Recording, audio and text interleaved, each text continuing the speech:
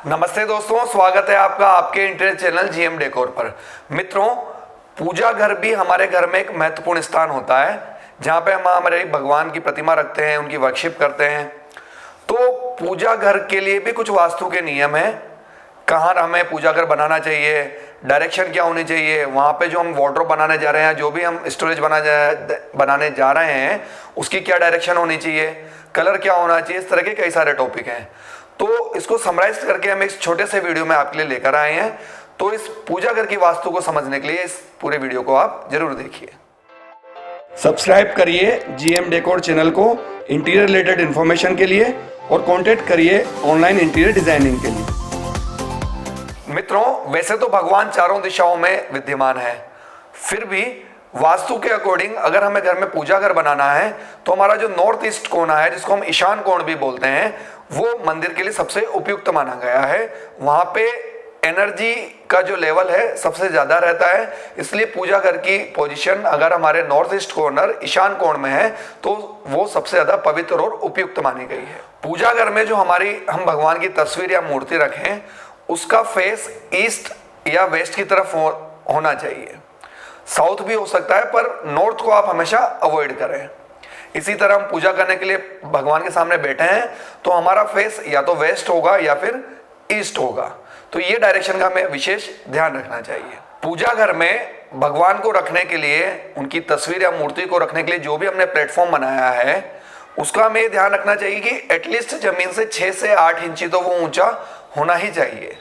और जो पीछे बैक वॉल है उससे भी लगभग 6 से 8 इंची स्पेस उसके बीच में होना चाहिए।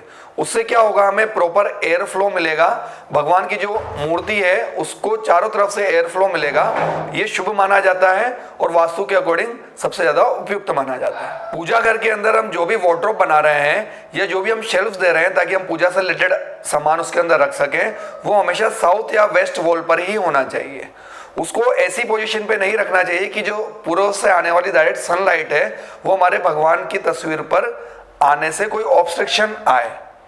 तो ये हमें विशेष ध्यान रखना चाहिए। इसलिए साउथ और वेस्ट वॉल पे अगर आप अपना स्टोरेज बनाएंगे तो कोई भी हिंड्रेंस सनलाइट में और भगवान की तस्वीर के बीच में नहीं आएगा। एक हमें विशेष ध्यान रखना चाहिए कि जो भी हमें स्टोरेज देना है, तस्वीर के नीचे नीचे हम स्टोरेज बना दें। कोई ड्रॉअर वगैरह बनानी है, ये सारी चीजें बनानी है, तो जो भगवान का हमने स्पेस बना रखा है उसके हम नीचे बना दें। उनकी तस्वीर के ऊपर हम स्टोरेज नहीं बनाएंगे। हमें ओवरहेड कैबिनेट इस तरह के पूजा घर में अवॉइड करने चाहिए। जो सीलिंग हाइट होती है पूजा घर की, वो जनरली हमारे पूरे मकान की हाइट से कम होनी चाहिए। मतलब पूरे मकान में आप मान लो 10 साढ़े 10 फीट हाइट का अगर आप सीलिंग रखते हैं तो इसमें आप मैक्सिमम 8.5 फीट या 8.25 फीट तक का ही आप सीलिंग रखिए। 8 फीट तक का सीलिंग भी कई लोग रखते हैं। ज्यादा हाइट की सीलिंग पूजा घर में अच्छी नहीं लगती है।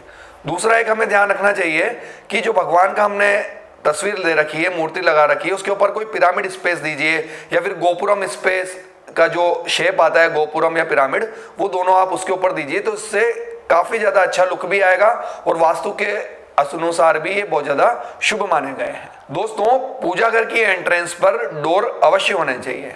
भगवान को भी मनुष्य का रूप माना जाता है तो उनको भी विश्राम की जरूरत पड़ती है, वो भी डिस्टर्ब ना हो, इसलिए डोर की आवश्यकता पूजा घर में हमेशा बताई गई है। अब जो डोर होते हैं वो सिंगल डोर ना होकर डबल डोर हो, ऐसा वास्तु के अकॉर्डिंग शुभ माना गया है। डोर से क्या होगा, एक तो वास्तु के लिए भी शुभ है, दूसरा जो गंदगी है, इम्प्योरिटीज है, वो भी हमारे पूजा घर में डायरेक्ट नहीं आएगी। पूजा घर आप जब भी बनाने जा रहे हैं तो वो हमारी मेन एंट्रेंस जो है घर की, उसके जस्ट सामने नहीं होना चाहिए। ये वास्तु के अकॉर्डिंग बताया गया है कि एंट्रेंस के जस्ट सामने पूजा घर नहीं हो। और आपका मल्टी फ्लोर अगर होम है तो उसको ग्राउंड फ्लोर पे ही आप पूजा घर बनाइए। कहाँ कहाँ पूजा घर बनाना चाहिए, तो हम किचन में पूजा घर बना सकते हैं, हमारे लिविंग एरिया में पूजा घर बना सकते हैं। अलग से कोई डेडिकेटेड स्पेस पूजा घर के लिए दे रखा है हमने साउथ ईस्ट कोण में, तो वहाँ पे हम पूजा घर बना सकते हैं। पर बेसमेंट में, स्टोर में, इस जगह पे पूजा घर मत बनाइए। कई बार ये सारी जगह हमारे पास ना हो तो हम सोचते हैं कि क्यों ना बेडरूम में पूजा घर बना लें। बेडरूम में पूजा घर हमेशा हमें अवॉइड करना चाहिए। पर किसी स्थिति में मान लो कि जगह नहीं बचती है, वहीं हमें पूजा घर बनाना चाहिए, बनाना पड़ रहा है, तो फिर आप कोशिश करें कि हमारे पैर भगवान की तस्वीर की तरफ ना जाएं। इस तरह से उस पूजा घर को और हमारे बेड की पोजीशन को आप मैनेज करिए। एक और चीज ध्यान में रखनी चाहिए, कई बार लोग स्टेयर्स के नीचे पूजा घर बनाने की सोचते हैं क्योंकि वो एक्स्ट्रा स्पेस हमारे पास पड़ा रहता है, ज्यादा काम में नहीं आता है। पर दोस्तों वास्तु के अकॉर्डिंग ये अवॉइड माना गया है कि आप किसी भी सीढ़ी के नीचे पूजा घर बनाएं, क्योंकि उसी सीढ़ी को हमें यूज करना है, उस पर से हमें चल के निकलना है, तो भगवान के ऊपर से हम चल के जाएं ये शुभ नहीं माना गया है। अब बात करते हैं पूजा घर के वॉल कलर्स की। तो दोस्तों जो भी रोशनी उस पर पड़े, मैक्सिमम रोशनी रिफ्लेक्ट हो, इसके लिए हमें लाइट कलर शेड्स काम में लेने चाहिए, जैसे कि लाइट येलो, लाइट ऑरेंज, ये सबसे ज्यादा शुभ कलर माने जाते हैं क्योंकि ये ऊर्जा के भी प्रतीक हैं और लाइट को भी रिफ्लेक्ट करते हैं। Light blue, light cream colour भी पूजा घर में काफी ज्यादा ट्रेंडी है। उसके अंदर नेचुरल जो सनलाइट की रोशनी है वो मैक्सिमम पहुंचे, इसके लिए हमें बड़ी विंडो पूजा घर के अंदर देनी चाहिए। ऐसा नहीं करना चाहिए कि बिल्कुल उसको हमने पैक कर दिया। जितनी नेचुरल रोशनी उसके अंदर पहुंचेगी उतना ही पॉजिटिव एनर्जी उस एरिया में हमको प्रतीत होगी। इसलिए पूजा घर में रोशनी और हवा नेचुरली पहुंचती रहे, ऐसी व्यवस्था हमें विशेष ध्यान में रखनी चाहिए।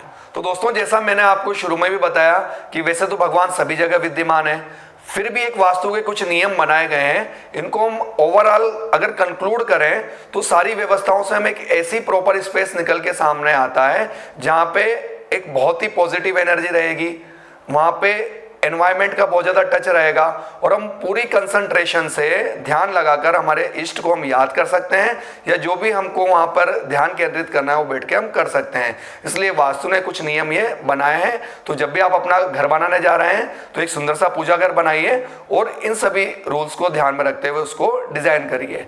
एक और बात दोस्तों, हम पूजा घर भी डिजाइन करते हैं, तो अगर आप अपने पूजा घर को हमसे डिजाइन करवाना चाहते हैं तो नीचे दिए गए नंबर पे आप कॉल करिए या व्हाट्सएप करिए। बहुत ही सुंदर पूजा घर आपके लिए हम डिजाइन करके प्रोवाइड करा सकते हैं। आज का ये वीडियो देखने के लिए बहुत बहुत धन्यवाद। नमस्ते, वंदे मातरम।